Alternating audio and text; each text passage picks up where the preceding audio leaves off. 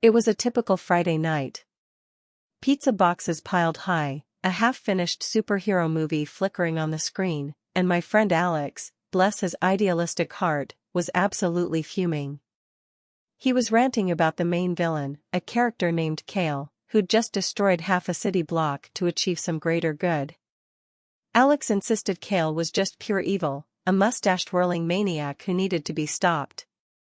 Maya, ever the contrarian, just smirked, took a sip of her soda, and dropped a bomb that made us all pause. But, he has a point, doesn't he? The air in the room got thick.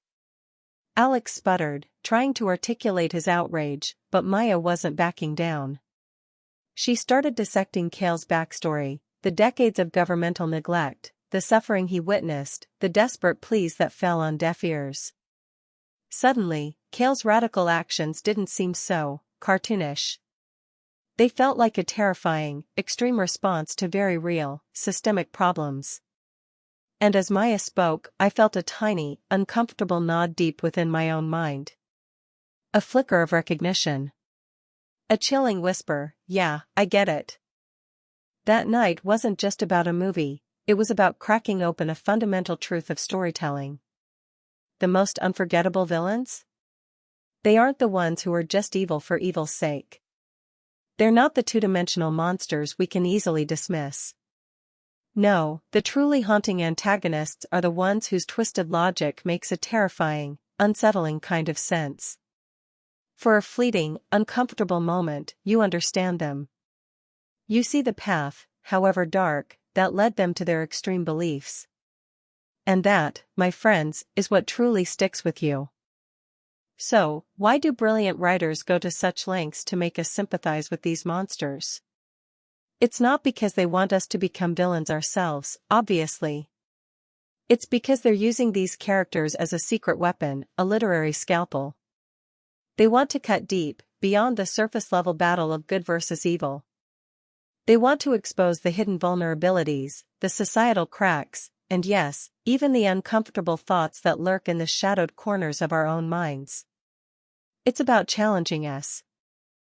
Think about Thanos. Yeah, the guy who wiped out half of all life in the universe with a snap. Sounds pretty evil, right?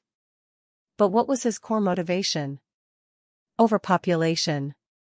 Resource scarcity. He saw a universe devouring itself and believed his solution was the only way to ensure long-term survival for the other half.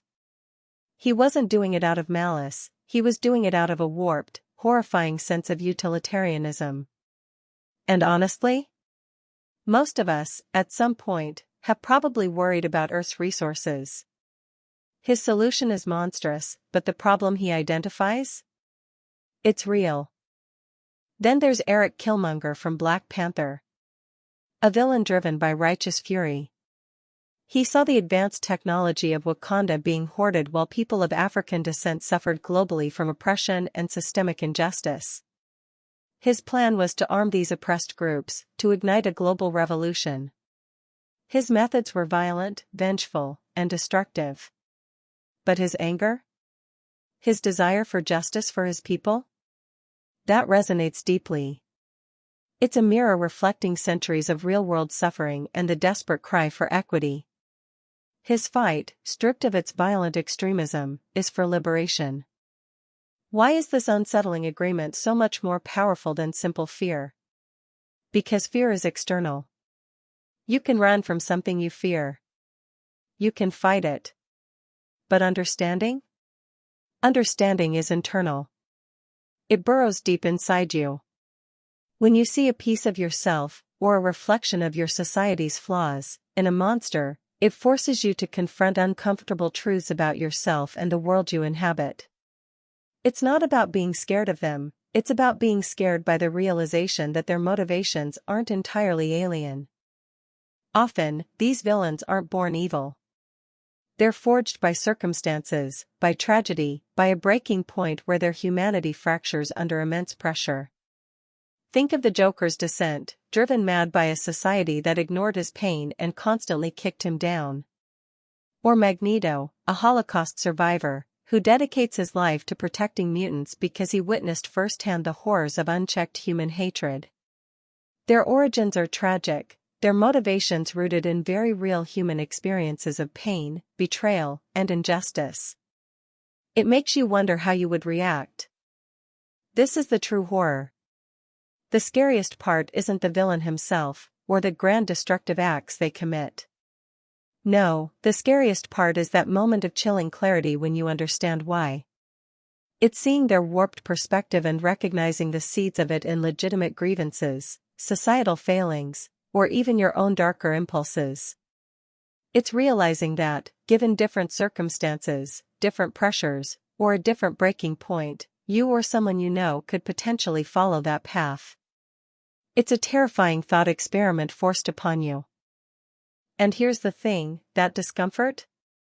That unsettling understanding? It's not just for entertainment. It's crucial.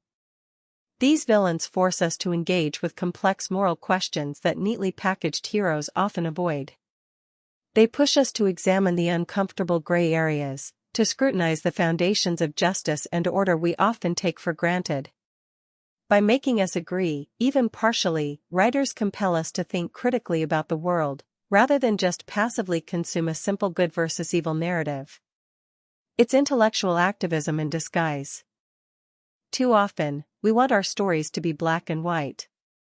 Good guys are good, bad guys are bad. Easy to digest.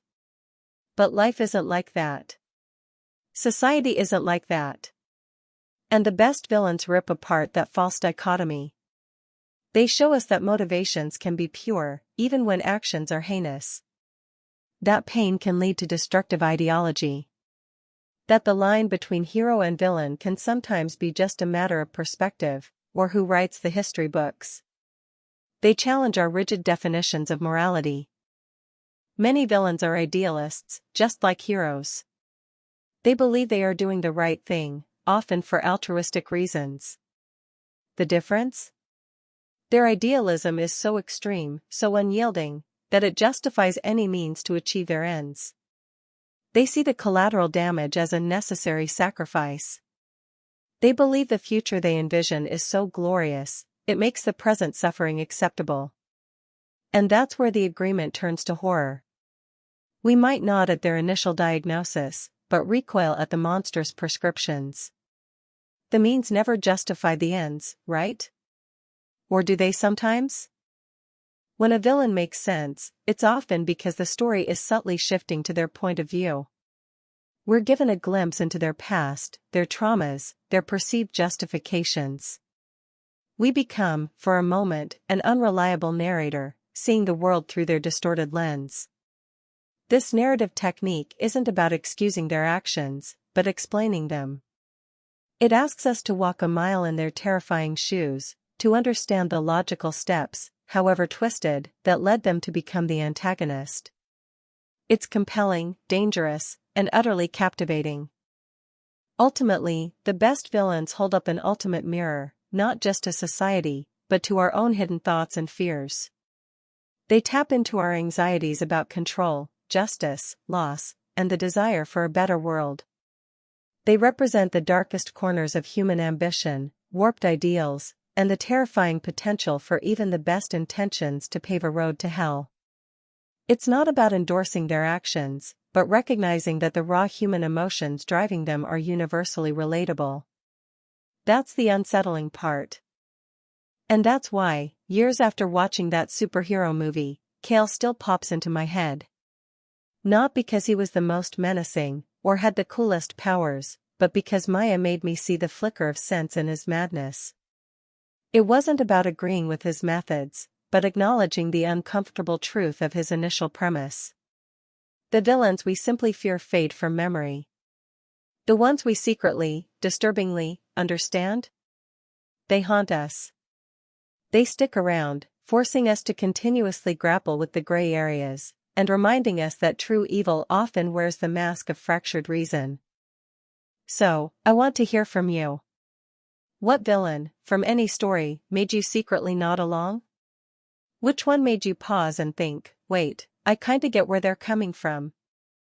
Was it a character driven by revenge, by a twisted sense of justice, or by a desperate desire to fix a broken world? Let me know in the comments below. And the next time you encounter a truly compelling antagonist, don't just fear them. Lean in. Listen closely. Because the scariest part isn't the villain. It's understanding him. And understanding yourself in the process. Catch you next time.